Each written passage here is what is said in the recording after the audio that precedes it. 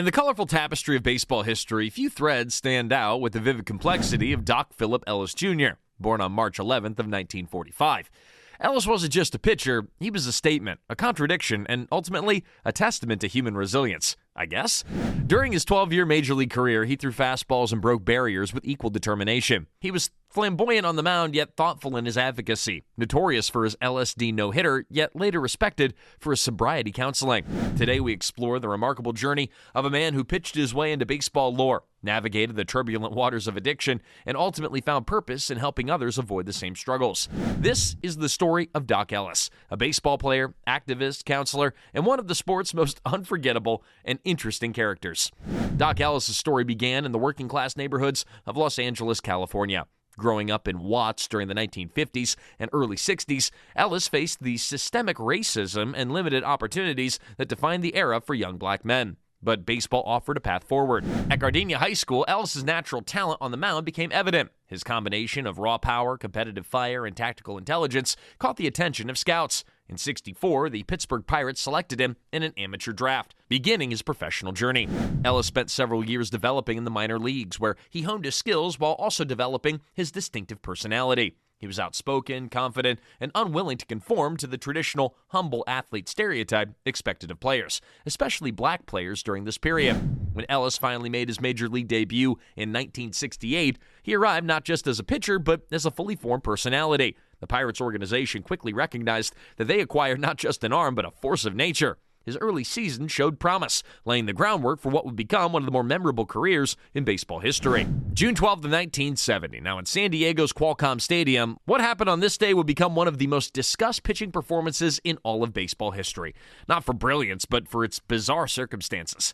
Ellis took the mound against the San Diego Padres and proceeded to pitch a no-hitter, a remarkable achievement by any standard, but this was no ordinary no-hitter. Years later, Ellis revealed the extraordinary truth. He pitched the entire game while under the influence of LSD. According to Ellis, he lost track of the team's schedule while visiting friends in Los Angeles. He took LSD, believing it was an off day, when his girlfriend informed him that he was scheduled to pitch that evening. Ellis quickly made his way back to the stadium, still in the midst of a powerful psychedelic experience. What followed was surreal and kind of ugly. By Ellis' own account, he couldn't feel the ball in his hand. The batter sometimes appeared to be swinging 3 bats. The field seemed to shift and breathe. He couldn't clearly see the catcher's signals, yet somehow through that hallucinatory haze, Ellis managed to prevent the Padres from recording a single hit. Again, it was not pretty. He walked 8 batters and hit another. His control, erratic at best, but the no-hitter, it still stood. For years, the story remained Ellis' private secret, till he revealed it in a 1984 interview, instantly cementing his place in baseball lore. The LSD no-hitter has become a part of baseball mythology, a testament to Ellis' raw talent and a cautionary tale of substance abuse, a perfect encapsulation of baseball's wild 70s era. Beyond the infamous no-hitter, Doc Ellis crafted a respectable and sometimes brilliant major league career, spanning 12 seasons. His prime years were with the Pirates, where he became an integral part of one of the era's more formidable teams. 1971 marked his finest year. Selected to an All-Star game, compiled a 19-9 record with a solid 3.06 ERA. That October, Ellis took the mound for Game 1 of the World Series versus the Baltimore Orioles, pitching a complete game to help the Pirates toward their eventual championship. Ellis' pitching style was as distinctive as his personality. He worked quickly on the mound and thrived on intimidation. His repertoire featured a lively fastball, a sweeping curveball, and a slider that can make batters look foolish when it was working. But perhaps the most effective weapon was his fierce competitive nature. The competitive fire sometimes manifested in controversial ways. Ellis became notorious for his willingness to throw at batters intentionally. In 1974, he famously attempted to hit every batter of the Cincinnati Reds lineup, believing the team was arrogant and needed to be taught respect. Ellis managed to hit the first 3 batters before being removed from the game by his manager. After his time with the Pirates, Ellis had stints with the Yankees, Athletics, Rangers, and New York Mets before retiring in 1979. His final career numbers: 138 wins, 119 losses, a 3.46 ERA, and 1,136 strikeouts. It all reflects a solid, if occasionally uneven career, but statistics alone fail to capture Ellis' true impact on the game. Now, in an era when athletes are increasingly finding their political voice, Doc Ellis emerged as one of baseball's more outspoken advocates for racial equality and social justice. He refused to quietly accept the discrimination and double standard that pervaded baseball and American society at large. Ellis wore his hair in an afro, a symbol of black pride and identity during the civil rights era. In a sport still clinging to conservative appearances, this was a statement in itself, but Ellis went further, regularly speaking out against the racism he encountered both on the field and off. He was particularly vocal about the lack of black managers and executives in baseball. In meetings with baseball leadership, Ellis would directly challenge the power structure, demanding to know why qualified black candidates were being overlooked for leadership positions.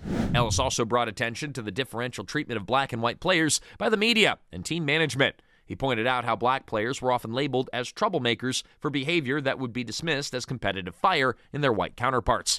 His activism also wasn't limited to just words. Ellis worked with community organizations to support underprivileged youth and was involved in programs aimed at addressing drug addiction in inner-city neighborhoods, an issue that would later become personally significant in his own life.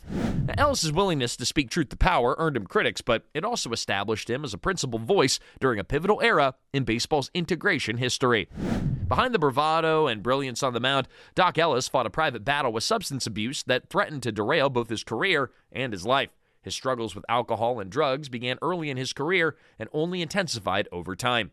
By his own admission, Ellis pitched many games under the influence of various substances. The famous LSD no-hitter was exceptional only in the specific substance involved, not the fact that Ellis was impaired when pitching.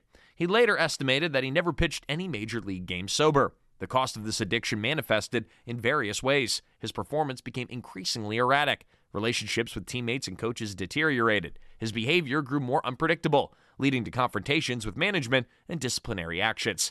After baseball, Ellis's addiction initially worsened. Without the structure of the baseball season and the motivation of competition, he found himself spiraling deeper into substance abuse. This dark period included legal troubles, financial problems, and deteriorating health. The turning point came in the early 80s when Ellis finally acknowledged the severity of his problem and sought help. The road to recovery was not smooth, but Ellis approached sobriety with the same determination that had characterized his pitching career. He often said that getting clean was the hardest but most important game he ever won. This personal battle would profoundly shape the final chapter of Ellis's life, transforming a troubled athlete into a compassionate counselor dedicated to helping others avoid those same mistakes. After achieving sobriety in the early 80s, Doc Ellis underwent a remarkable transformation. The fiery, confrontational pitcher became a thoughtful, compassionate counselor, dedicating himself to helping others overcome addiction. Ellis's approach to counseling was uniquely effective because of his own personal experience. He didn't speak in abstractions or clinical terms, but shared his own journey. The highs and lows, the fame and shame, the victories and defeats. His authenticity resonated with clients who might have dismissed advice from someone with a more conventional background. He worked in prisons, rehab centers, and community programs, using his celebrity status to open doors, but relying on hard-earned wisdom to make a difference. Ellis had a particular focus on helping athletes, understanding the unique pressures they faced and the culture of substance use that often pervaded sports. Ellis also continued his advocacy work, now with a focus on addiction and recovery issues. He spoke candidly about his own past, demystifying addiction and reducing that stigma that often prevents people from seeking help. This period represented a profound redemption. The man who had once been known for his volatile behavior and substance abuse has now been recognized for his wisdom, empathy, and commitment to service. Ellis often remarked that his years as a counselor brought him far more satisfaction than his baseball achievements, even the famous no-hitter. In the final chapter of his life, Ellis found purpose in transforming his greatest struggles into a source of hope for others, perhaps his most impressive accomplishment in a life filled with memorable moments. Now, Doc Ellis passed away on December 19th of 2008 at the age of 63. From complications related to cirrhosis of the liver.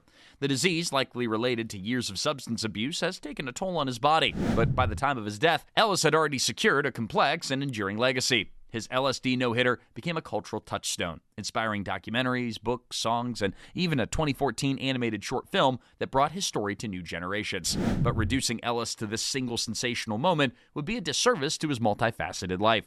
Ellis represents the contradictions and complexities of human existence, capable of breathtaking achievement and self-destructive behavior, of principled advocacy and personal struggle.